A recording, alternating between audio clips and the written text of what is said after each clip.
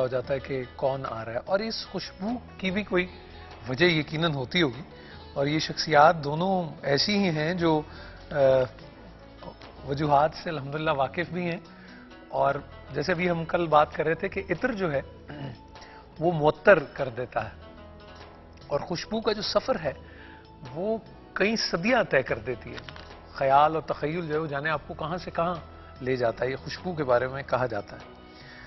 وہ ہستیاں جو نبی کریم حضرت محمد مصطفیٰ صلی اللہ علیہ وآلہ وسلم کی محبت اور عشق سے معطر ہوں، جن کی زبان اور ان کا دل ثنا میں مصروف ہوں، اور ایک دنیا انہیں اس حوالے سے چاہتی ہو، پسند کرتی ہو اور ان کے لیے دعا کرتی ہو، تو کتنے خوشبخت ہوں گے وہ.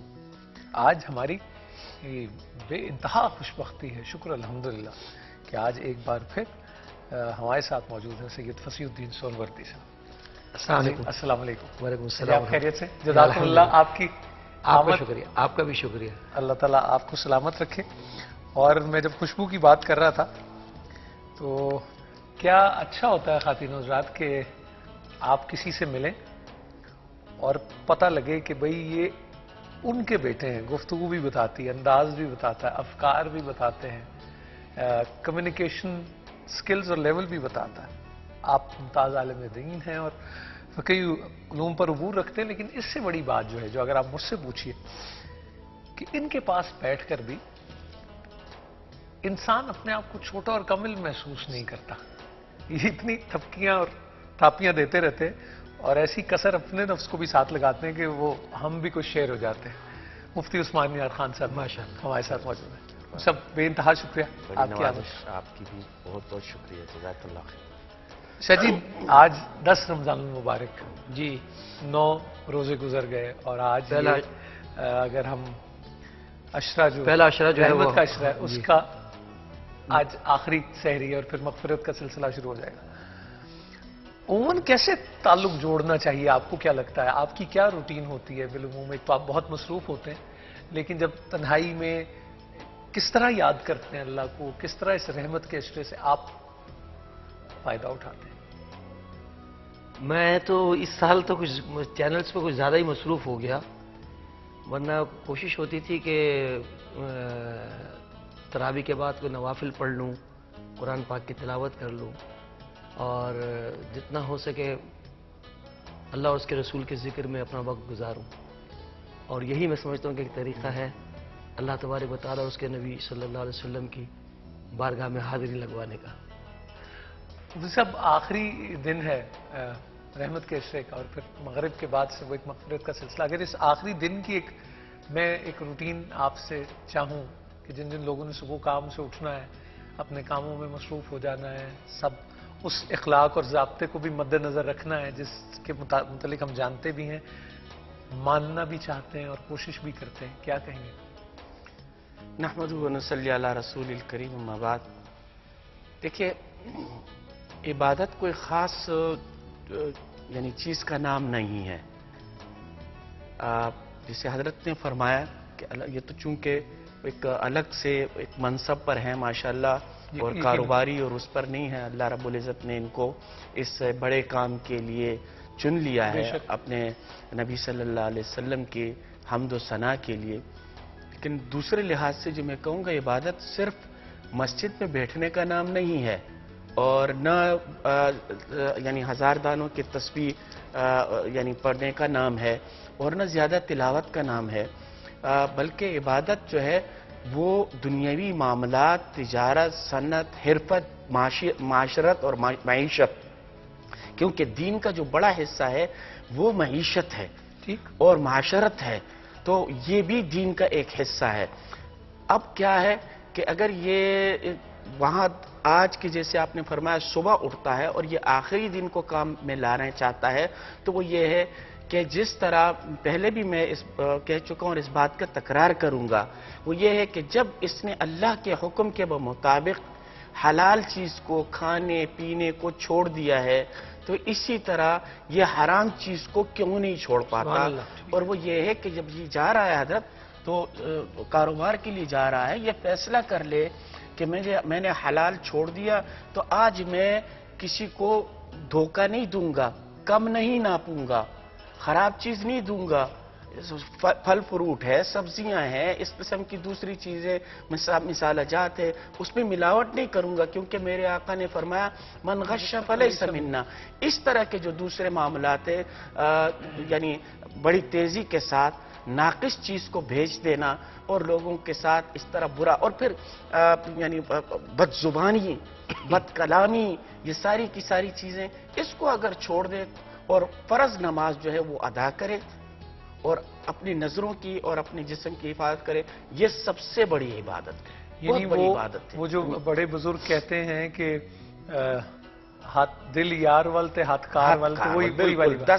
دست بکار دل بیار، یہ تصوف میں جو ہے ہمارے بزرگ یہی فرماتے ہیں۔ اور میرا خیال یہ ہے کہ کسی کی دل آزاری نہ ہو، بہت خوب، دل آزاری نہ ہو، کسی کی دل آزاری نہ ہو، بالکل۔ اب اپنی ذات سے آپ کوشش کریں گے میری ذات سے کسی کو تکلیف نہ پہنچے، یہ بہت بڑی عبادت ہے۔ جی مفتی صاحب، یہ جو دل آزاری ہے اور یہ جو تھوڑا سا روب دبدبا ہوتا ہے اور ایک اتھارٹی بھی آپ کے اندر آ جاتی ہے، یا تو اس سے کوئی بندے کی شخصیت اور اس کے روب میں اضافہ ہوتا ہے، آپ کا کیا خیال ہے؟ ہم کیسے دیکھیں؟ تو اب آپ کس انداز سے پوچھنا چاہ رہے ہیں؟ اگر روزے کے انداز سے آپ پوچھنا چاہ رہے ہیں یا اعمال کے انداز سے پوچھنا چاہ رہے ہیں، تو اعمال کے لحاظ سے اگر ہم بہت کچھ کر جائیں اور بہت کچھ کر لیں تو کیا جو اللہ رب العزت نے ہمیں یہ متوازن جسم دے رکھا ہے اور یہ 2 آنکھیں دے رکھی ہے، زبان دے رکھی ہے اور ٹانگیں دی ہیں، ہاتھ دیے ہیں اور سلامت جسم متوازن، ہم تو اس کا شکر ادا نہیں کر سکتے، یہ نہیں ادا۔ اور پھر جب ہمیں آقا صلی اللہ علیہ وسلم کی امت میں پیدا فرمایا کہ جس امت کے لیے انبیاء نے دعائیں مانگی، اس کا شکر ادا نہیں کر سکتے۔ اور دوسرے لحاظ سے اگر فرماتے ہیں کہ جی جو روزے میں جو حالت ہو جاتی ہے اور ہم اکڑ جاتے ہیں، اور ہمارے جو خاص کر افطار کے وقت جو معاملہ ہوتا ہے، تو آپ یہ سمجھیں گے کہ یہ تو پانی پت کی کوئی 4تھی یا 5ویں جنگ ہو رہی ہے کہ گھر میں بچوں کے ساتھ حضرت لڑنا، بیوی پر غصہ اتارنا، گاڑی میں چل رہے ہیں ہارن پہ ہارن بجانا، سگنل توڑنا اور برا بلا واہیات پکنا، کیا یہ روزہ ہے؟ اور یہ اکڑ جو ہے، کیا روزہ ہمیں یہ سبق دیتا ہے؟ میں خواتین ذات آج کل اولمپکس ہو رہے ہیں اور مختلف دوڑ اور وہ مقابلے ہوتے ہیں، تو آپ نے اس میں ایک چیز دیکھی ہوگی، بھاگنے والا جب بھاگتا ہے تو اس کا ٹارگٹ فنش لائن ہوتی ہے۔ اب وہ اس میں اپنی انرجی بچاتا بھی ہے کسی جگہ اور شاید یہ بھی سوچتا ہے کہ تھوڑی دیر بعد میں اور زیادہ تیز ہوں گا، لیکن اگر فنش لائن کے قریب آنے سے پہلے وہ تھک ہار کے بیٹھ جائے اور وہ فنش نہ ہو سکے تو ساری محنت اکارت چلی جاتی ہے۔ صحیح۔ تو اس ربن سے ٹکرانا اور پھر ہاتھ بلند کرنا اپنی تک اظہار، وہ اس کے بعد ممکن ہے، اس سے پہلے کیا ہوا کیسے ہوا وہ ایک علیحدہ بات ہے، لیکن فنش لائن کا کراس ہونا ضروری ہے۔ تو جیسے مفتی صاحب فرما رہے کہ اگر صبح میں پہنچ کے آپ کلائمیکس تک جا رہے ہیں اور وہ اس کے قریب ہے اور اس ایک ٹریفک جیم میں، تو پھر وہ یہ نہ ہو کہ ساری دن کی ریاضت اور وہ جو فنشنگ لائن ہے وہ عبور نہ ہو سکے۔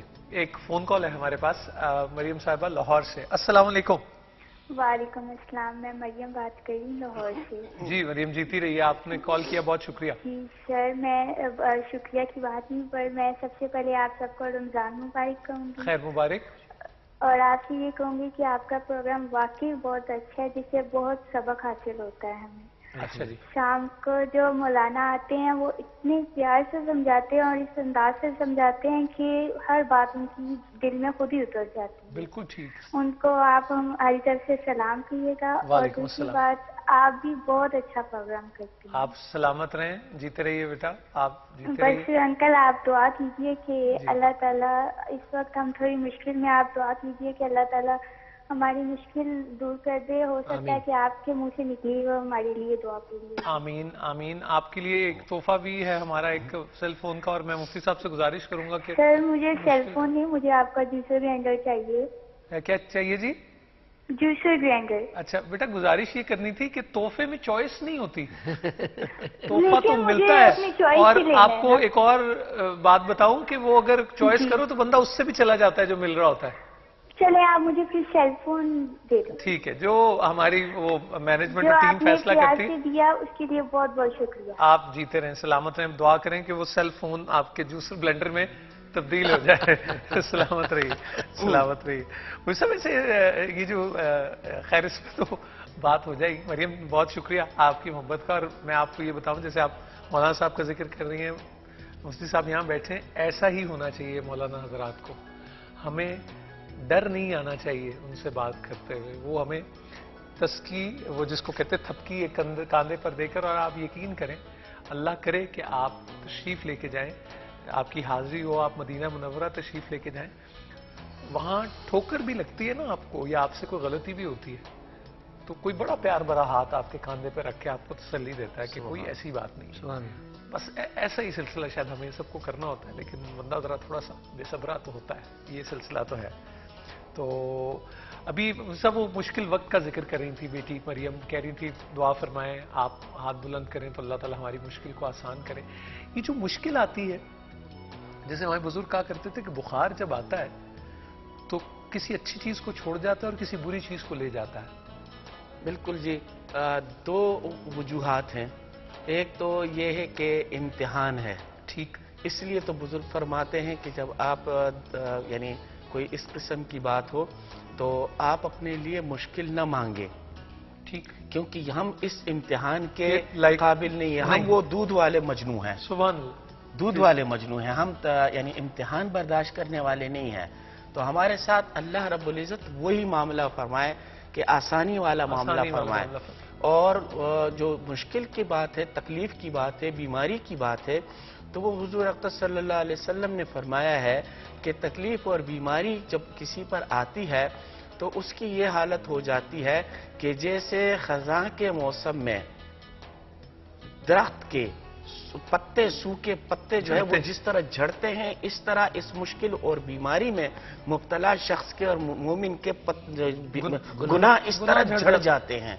तो एक तो ये है कि ये यानी इतनी एक बड़ी इज़्ज़त वाली बात है और शान वाली बात है, तो हमें घबराना नहीं चाहिए।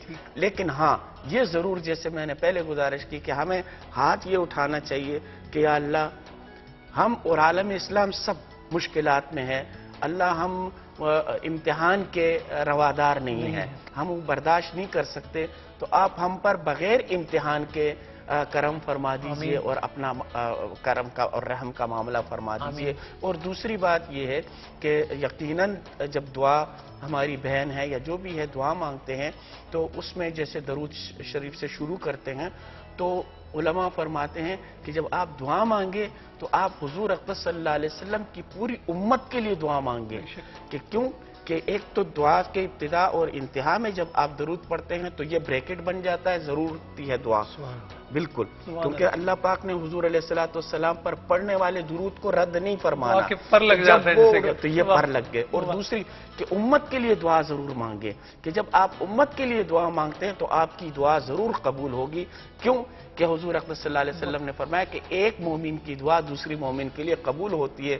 तो ये नहीं हो सकता कि हुजूर अक़दस सल्लल्लाहु अलैहि वसल्लम की उम्मती की दुआ अल्लाह कबूल फरमा दे उसके हक में और आपकी दुआ रद्द कर दे, नहीं हो सकता। मस्कत से एक कॉल है और बात करते हैं। अस्सलाम वालेकुम।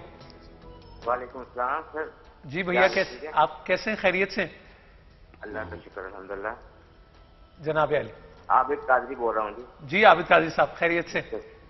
सर आपके प्रोग्राम की तारीफ करनी है, माशाल्लाह जितने चैनल्स हैं तकरीबन 20-30, जो